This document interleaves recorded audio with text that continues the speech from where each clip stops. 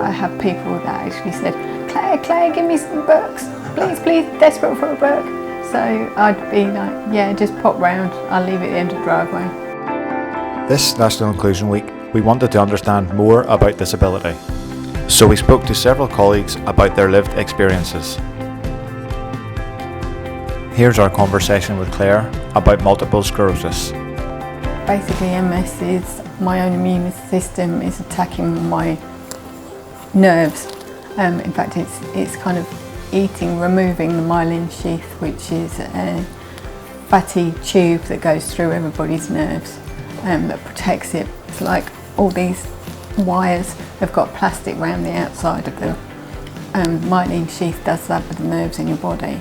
Unfortunately, my immune system decides it's going to attack it, so it eats it away, which means the electric impulses are not going straight down the nerves where they're meant to be, and they're escaping into the tissue surrounding it. How does multiple sclerosis affect your day-to-day? Mostly affects my mobility. I don't walk very well, and I've got an awful tremor in one of my arms.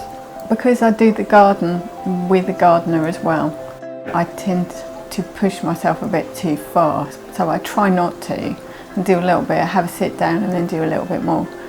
But I tend to want to do far too much and end up to the point where I have to crawl into the house, on all fours, and then recover that way, laying on the floor. If you could have people know one thing about multiple sclerosis, what would it be? Possibly fatigue, because when I get fatigued, I get really fatigued and my brain just doesn't work properly at all. And it's not like I could go and have a little bit of a lay down somewhere and come back, and it doesn't really help. If you could bust one myth about multiple sclerosis, what would it be? That we're just lazy. Well, if you push yourself, you get a bit better. And just push yourself, you'll be up running around in no time at all. It doesn't work like that, unfortunately. Do you have any hobbies or interests outside of work? Gardening, reading books,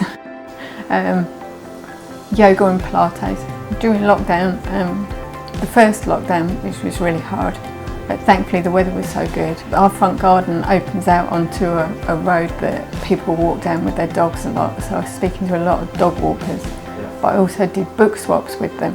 So people would come around and borrow books and give them back, leave them at the end of the driveway, pick them up, and leave them at the end of the driveway, and I'll bring them back in again. So that was really good. Hertfordshire County Council is a disability confident employer. Visit our website to have a look at our current vacancies.